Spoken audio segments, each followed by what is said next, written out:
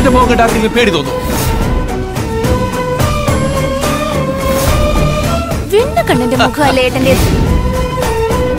ഏറ്റവും പുതിയ block buster Annaatthe ഇപ്പോൾ സൺ നെക്സ്റ്റിൽ ആസ്വദിക്കാം. അച്ഛനും അമ്മയ്ക്കും വിഷമം ഉണ്ടാക്കുന്ന കാര്യങ്ങളൊന്നും ഞാൻ ചെയ്യില്ല. റോഷനോട് ഞാൻ അത് തന്നെയാ പറഞ്ഞത്. പക്ഷെ പറഞ്ഞിട്ട് കേട്ടില്ല. കീർത്തിയുടെ കാര്യത്തിൽ റോഷൻ അച്ഛനും അമ്മയ്ക്കും വിഷമം ഉണ്ടാക്കി. മോളെങ്കിലും അത് മനസ്സിലാക്കുന്നുണ്ടല്ലോ. അമ്മേ, ഇപ്പൊ വീണ്ടും അച്ഛനും അമ്മയെ വിഷമത്തിലാക്കുന്ന ഒരു തീരുമാനം എടുത്ത റോഷൻ. എന്താ സ്വപ്നെ? മുമ്പ് ഹണിമൂൺ ട്രിപ്പ് മുടങ്ങിയല്ലോ, അതിന് പകരമായിട്ട് ഒരു ട്രിപ്പ് പോവാൻ പ്ലാൻ ചെയ്തു. ആഹാ, നിങ്ങൾ 4 പേര് ഒരുമിച്ചോ? 4 പേരല്ല, 5 പേര്. ചിന്നു ഉണ്ട്.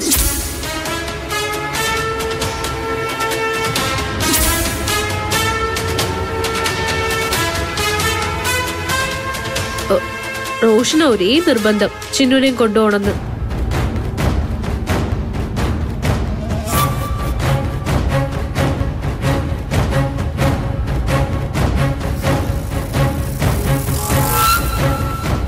ഞാൻ പറഞ്ഞു അവരെയും കൂട്ടി പോയാ അച്ഛനും അമ്മയ്ക്കും വിഷമാവൂന്ന്. എന്ത് വിഷമം? നീ ഞാൻ പറയുന്ന അനുസരിച്ചാ മതിന്നാ റോഷൻ പറഞ്ഞത്. കൊള്ളല്ലേ ഏട്ടത്തി? എവിടെയാ പോകുന്നത്? അങ്ങനെ ദൂരെ ഒന്നും പോകുന്നില്ല. ഒരു 3-4 ദിവസം കേരളത്തിൽ തന്നെ ഒരു കറക്കം, അത്രേ ഉള്ളൂ.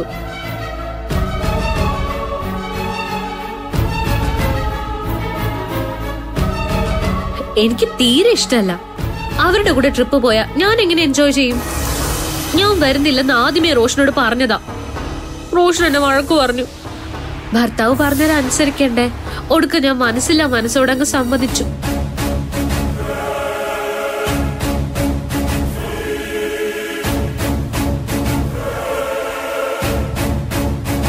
അമ്മേ, എന്നോട് ദേഷ്യമൊന്നും തോന്നരുത്.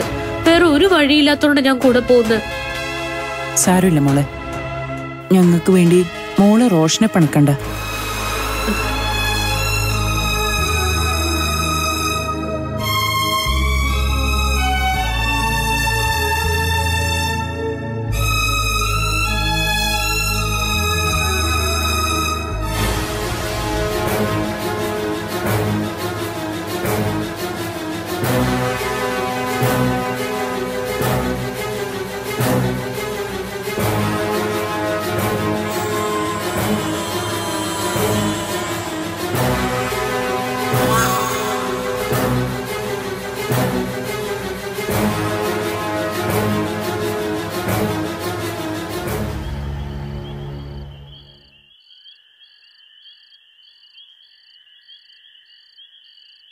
അമ്മേ, അമ്മേ.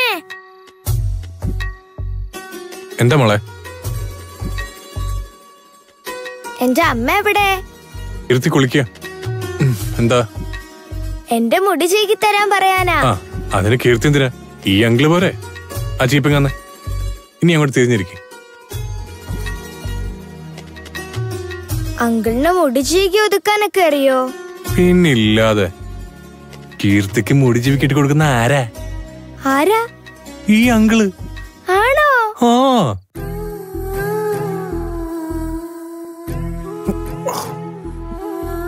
മോൾ എന്താ അങ്കിളിനെ കുറിച്ച് കരുതിയേ? തല നേരെ വെക്കേ. ആ, വേദനിക്കുന്ന അങ്കിളെ. ആ, മുടി ചെയ്യുമ്പോഴേ കുറച്ച് വേദനയൊക്കെ എടുക്കും.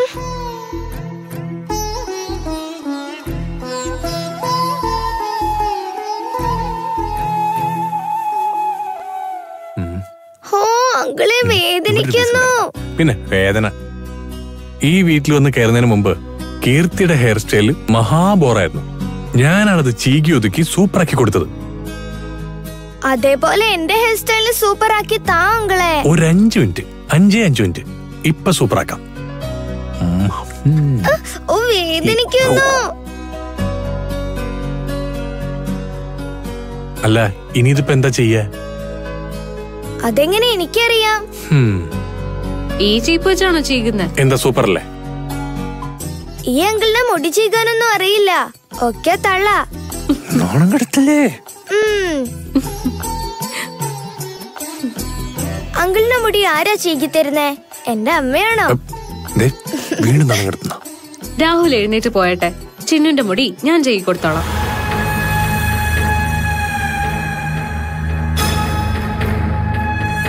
ഞാൻ ചെയ്യി കൊടുത്തോളാം രാഹുൽ.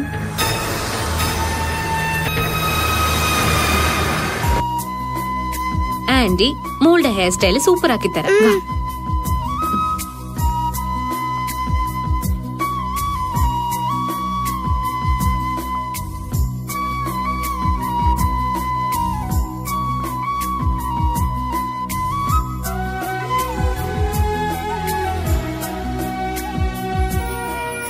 ഇപ്പൊ വേദനിക്കുന്നുണ്ടോ?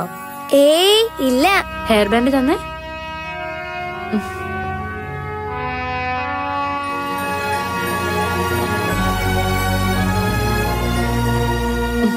ഇപ്പൊ എങ്ങനെയുണ്ട്? സൂപ്പർ അല്ലേ? ഞാൻ കണ്ണാടി നോക്കിയില്ലല്ലോ, എന്നിട്ട് പറയാം. ഞാനേ കണ്ണാടി എടുത്തോണ്ട് വരാവേ. ശരി.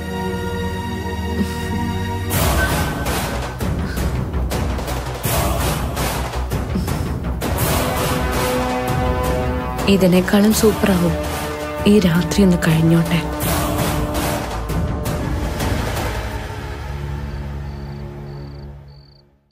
സ്വപ്ന മോളോട് കൂടുതൽ സ്നേഹം കാണിക്കുന്നുണ്ട്.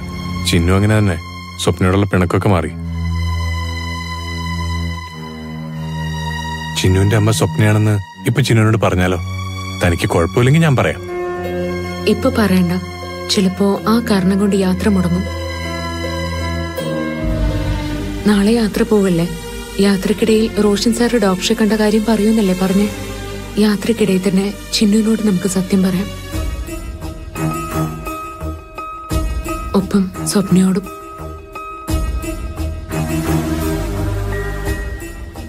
അതാ നല്ലത്. ഒരുപക്ഷെ ഇതിനൊക്കെ വേണ്ടിയായിരിക്കും ഇപ്പൊ ഇങ്ങനെ ഒരു യാത്ര പ്ലാൻ ചെയ്തത്. ഒക്കെ കലങ്ങി തെളിയുമായിരിക്കും. അപ്പോ മടങ്ങി വരുമ്പോ ചിന്നു അവളുടെ അമ്മയ്ക്കൊപ്പം ആയിരിക്കും. നമുക്ക് അവളെ നഷ്ടാവും അല്ലേ രാഹുൽ? സങ്കടം തന്നെയാണ്. പക്ഷേ ഇതാണ് നല്ല തീരുമാനം. നമ്മൾ കുറച്ച് സങ്കടപ്പെടും, അത്രേ ഉള്ളൂ. മറ്റാർക്കും ഒരു പരിക്കേൽക്കാതെ ഈ വിഷയം ഇവിടെ അവസാനിക്കും. അമ്മേ, അമ്മേ, എങ്ങനെയുണ്ട് എന്റെ ഹെയർ സ്റ്റൈല്? പറയ്. കൊള്ളാം. സ്വപ്നാന്റിയെ മുടി ചീകി തന്നത്. സ്വപ്നാന്റിയായിട്ട് കമ്പനി ആയല്ലേ? അമ്മ കുളിക്കുകയാണെന്ന് അങ്കിള് കള്ളം പറഞ്ഞതാലേ? അമ്മ ഇവിടെ തന്നെ ഉണ്ടല്ലോ. കുളി കഴിഞ്ഞ പിന്നെ എല്ലാവരും ബാത്റൂമിൽ തന്നെ കിടന്നുറങ്ങാനുള്ള പതിവ്. മുറിയിലേക്ക് വരില്ലേ? പിന്നെ ഒരു സന്തോഷമുണ്ട്. സ്വപ്നാന്റി വല്ലതും പറഞ്ഞായിരുന്നോ? ഇല്ലല്ലോ. നാളെ രാവിലെ നമ്മളും റോഷനങ്ങളും സ്വപ്നാന്റിയും ഒക്കെ ഒരു ടൂർ പോകുന്നുണ്ട്. അങ്കിള് കള്ളം പറയാണോ അമ്മേ? സത്യാണ് മോളെ. എവിടെയാ പോകുന്നേ? അതൊക്കെ ഉണ്ട്. സർപ്രൈസാ. എല്ലാ സ്ഥലവും ചിന്നുവിന് ഇഷ്ടപ്പെടും. മോക്ക് സന്തോഷായില്ലേ? എനിക്ക് സന്തോഷായി. പക്ഷേ അമ്മയ്ക്ക് എന്തോ ഒരു മൂഡ് ഔട്ട്. ഒന്നുമില്ല മോളെ.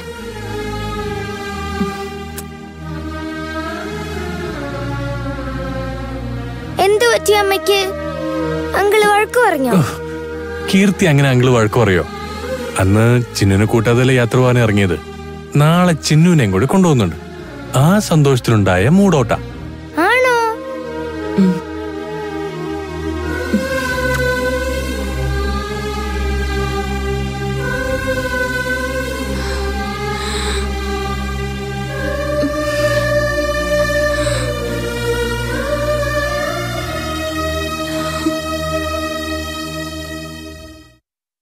സംഗീത എന്താ നമ്മളെ വിളിക്കാത്തെ? അവള് നമ്മളെ ഒഴിവാക്കാൻ വേണ്ടി പറഞ്ഞതായിരിക്കുമോ?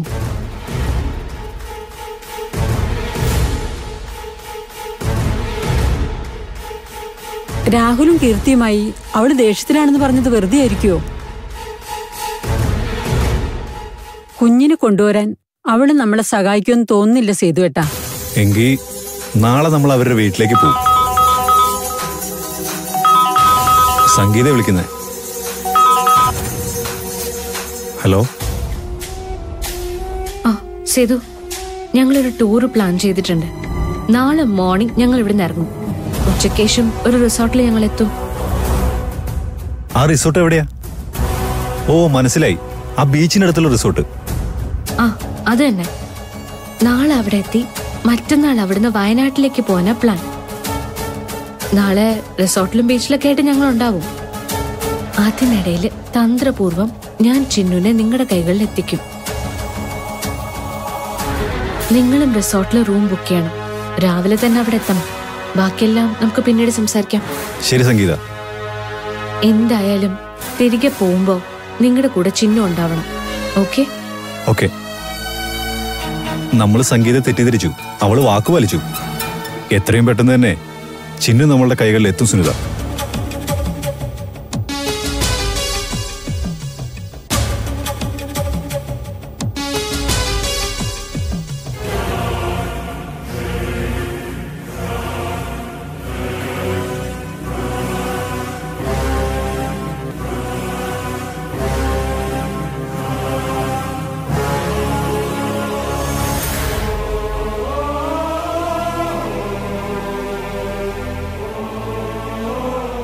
മോളെന്താ എവിടെ ഇരിക്കുന്നത്? ഒന്നുമില്ല. അമ്മ എവിടെ? നാളെ ടൂർ പോവല്ലേ, ഡ്രസ്സൊക്കെ അയൺ ചെയ്യ. അല്ല, മോക്കെന്തൊരു വയ്യായിക പോലെ. ചെറിയ തലവേദന. എന്നിട്ടെന്താ മോള് പറയാതിരുന്നേ?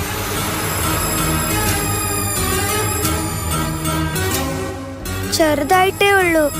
എങ്കി നാളെ ടൂർ പോകണ്ട, യാത്ര ക്യാൻസൽ ചെയ്തേക്കാം. നല്ല വേദന ഒന്നും ഇല്ലല്ലോ അല്ലേ മോളെ? ചെറുതായിട്ട്. ആ, അതൊരു ബാമിന് മാറ്റാവുന്നല്ലേ ഉള്ളൂ. ഒരു മിനിറ്റ്. Tour cancel ചെയ്യാല്ലേ? ഞാൻ കീർത്തിയോട് പറയട്ടെ? ആന്റി അല്ല, അമ്മ. അമ്മ. ആ ശരി, അമ്മയോട് പറയട്ടെ? ആ, കീർത്തിയോടൊന്നും പറയണ്ട.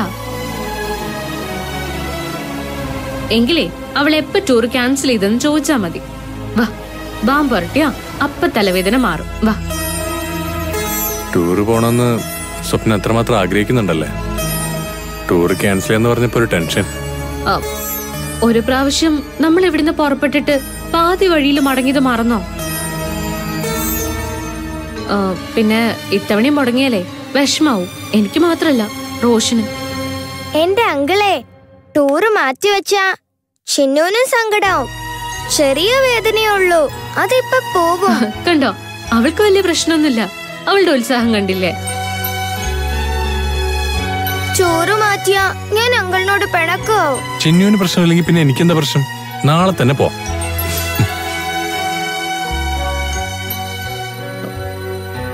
അതെ, ഇനി വേദന കൂടിയാലും അവരോട് പറയരുത് കേട്ടോ. അവര് ടൂർ ക്യാൻസൽ ചെയ്ത് കളയും. ഞാൻ പറയില്ല ആന്റി. വേദന കൂടിയാലേ എന്നോട് മാത്രം പറഞ്ഞാ മതി. പോകുന്ന വഴി ഏതെങ്കിലും ഡോക്ടറെ കണ്ട മെഡിസിൻ വാങ്ങിക്കാം.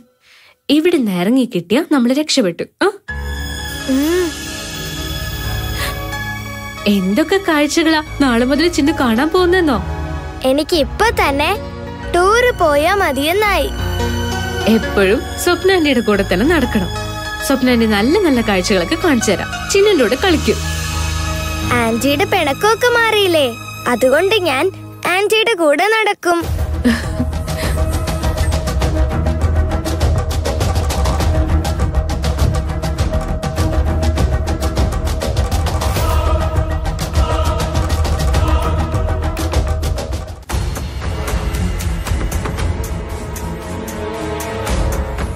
സ്വപ്ന എന്താ വിളിക്കാത്തെ?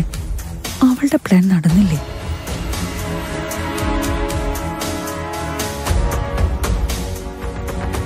ഇന്നു ഞാൻ എന്റെ മുറ്റത്തൊരറ്റത്ത് പുന്നാരിച്ചൊരു മുല്ല നട്ടു.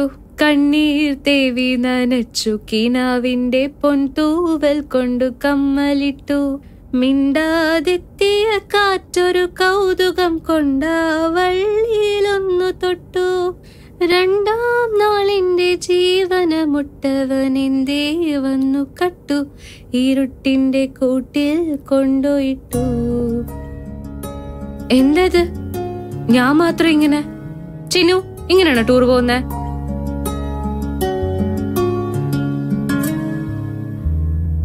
നിങ്ങൾക്ക് ആർക്കും എൻജോയ് ചെയ്യാൻ അറിയില്ലേ? എന്റെ കൂടെ ഒന്ന് പാടുമെങ്കിലും ചെയ്യുന്നേ. ചിന്നു, പഠിക്കേ. ഇന്നോ ഞാൻ എൻ്റെ മുറ്റത്തുരറ്റത്തു പുന്നാരിച്ചൊരു മുല്ല നട്ടു. കണ്ണീർ തേവി നനച്ചു കിന്റെ പൊൻതൂവൽ കൊണ്ടു പന്തലിട്ടു.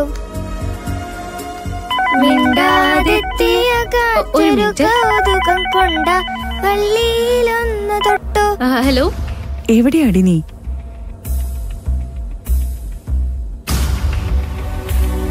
എന്തെങ്കിലും നടന്നോ? അതോ ടെൻഷൻ അടിച്ചിരിക്കുകയാണോ? ഞങ്ങളെ ഒന്ന് ടൂറ് പോവാ. ഇപ്പൊ സംസാരിക്കാൻ സമയമില്ല. ഞാൻ പിന്നെ വിളിക്കാട്ടോ. ആ,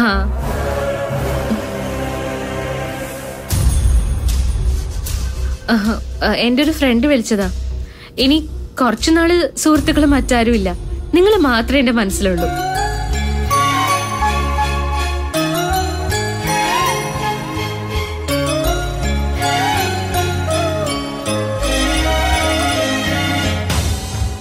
ഈ പ്ലാൻ വിജയിക്കും. പാവം ചിന്നും കീർത്തിയും രാഹുലും ഒക്കെ എന്റെ ബുദ്ധിയാണെന്ന് ആരറിയുന്നു?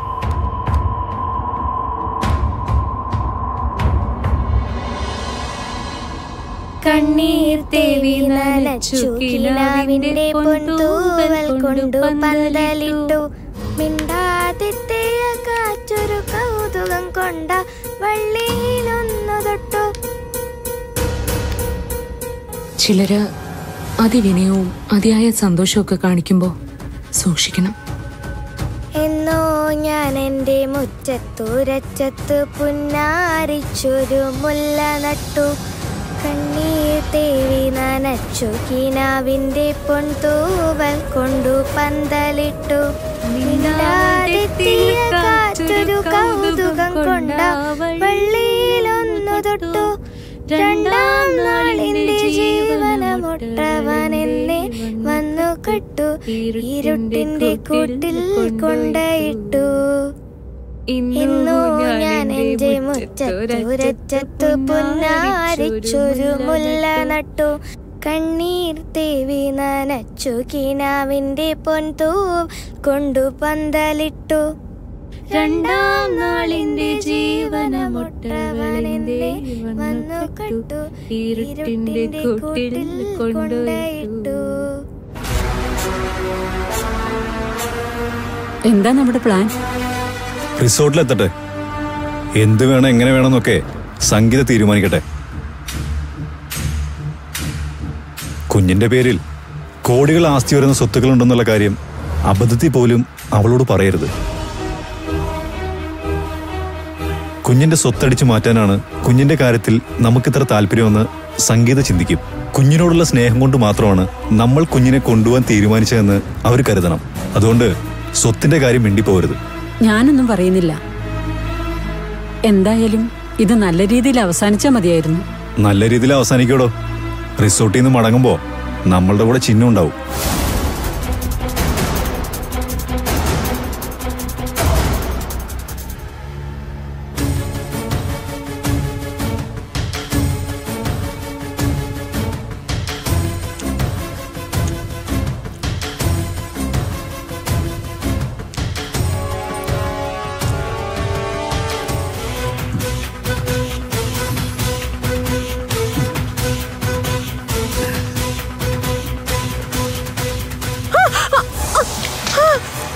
അയ്യോ എന്റെ അമ്മേ, അയ്യോ എന്റെ കാല്. അച്ഛൻ എന്ത് പണിയെ കാണിക്കുന്നേ? അയ്യോ എന്റെ കാല്, ഈശ്വരാ. അയ്യോ അയ്യോ എന്റെ കാല്, കാലൊടിഞ്ഞെന്നാ തോന്നുന്നേ.